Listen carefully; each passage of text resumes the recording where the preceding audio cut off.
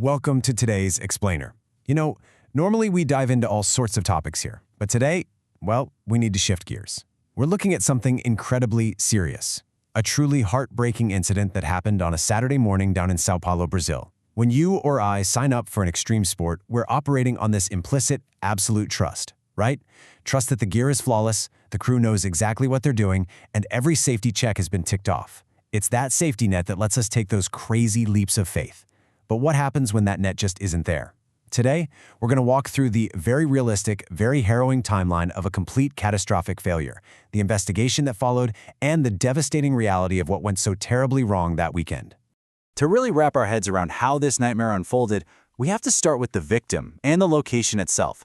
This is Maria Eduarda Rodrigues de Freitas. She was just 21 years old, completely full of life, and heading out for what was supposed to be a thrilling, adrenaline-pumping bungee jump.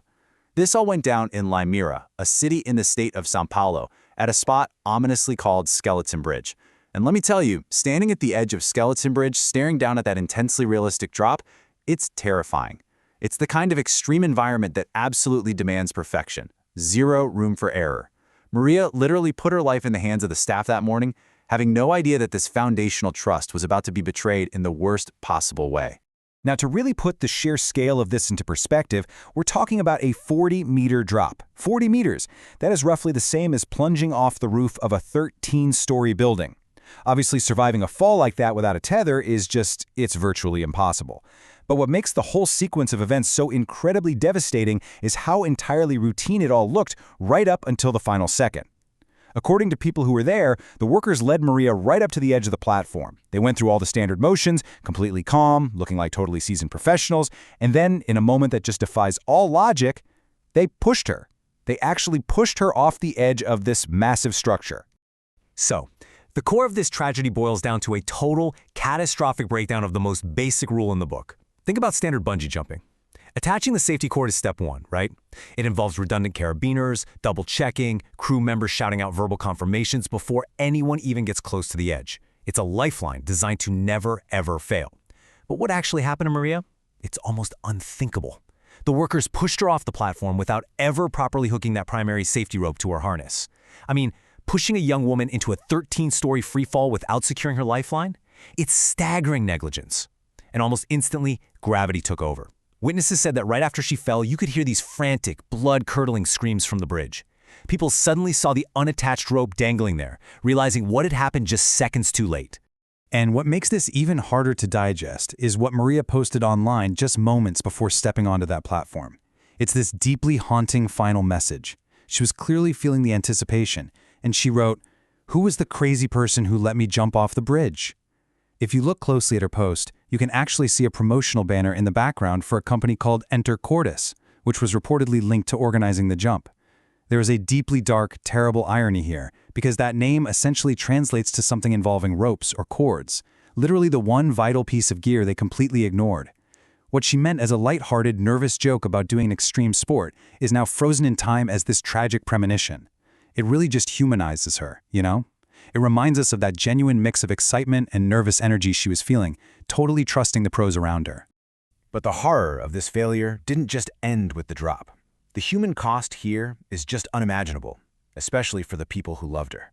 See, Maria wasn't at Skeleton Bridge alone. Her fiancé was right there at the scene. He went with her to offer support, to cheer her on for what was supposed to be this huge, fun milestone. Instead, he was forced to be a helpless spectator to this absolute nightmare. He had to watch the immediate chaotic aftermath of the fall unfold right in front of him.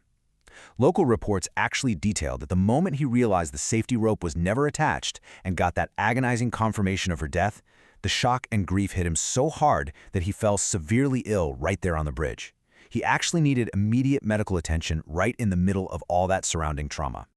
And the immediate aftermath, it instantly devolved into total chaos. Because instead of locking down the area or trying to help or, simply facing the horrific consequences of what they'd just done, several of the organizers actually decided to run. They abandoned the site and fled straight into the surrounding landscape. Of course, this frantic escape attempt immediately triggered a massive police response. Once authorities realized the suspects had vanished into the dense woods near the bridge, they escalated things quickly. They deployed a police helicopter to hunt them down, and that really underscores how serious this was. a helicopter actively tracking fugitives over the thick Brazilian forest. Eventually, the dragnet worked. Law enforcement tracked them down and successfully apprehended the individuals connected to the jump. In total, they detained 6 people, 5 men and 1 woman, who are allegedly running the operation. So that brings us to where things stand now. The situation is entirely in the hands of the Brazilian civil police, who have officially taken over the investigation. Their job right now is basically to put this entire disastrous operation under a microscope. They need to figure out exactly who among that detained crew was directly responsible for failing to hook up that rope and what specific criminal charges are going to be filed. They're going to be looking incredibly closely at the line between gross negligence and manslaughter, especially in a setting where these organizers literally hold the power of life and death. As you can imagine, an incident of this magnitude has sent absolute shockwaves through the extreme sports industry in the area.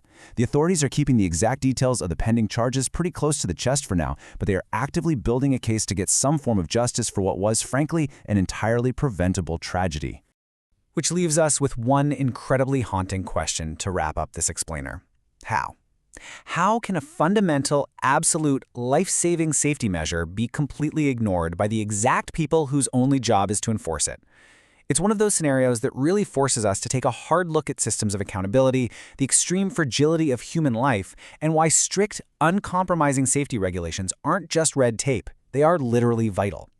When you do an extreme sport, you hand your life over to professionals, and in that environment, the acceptable margin for error has to be absolute zero. In this case, the cost of that broken trust was the ultimate price. Thank you so much for joining me today for this serious but really important look at the devastating failure at Skeleton Bridge. Take care of yourselves out there.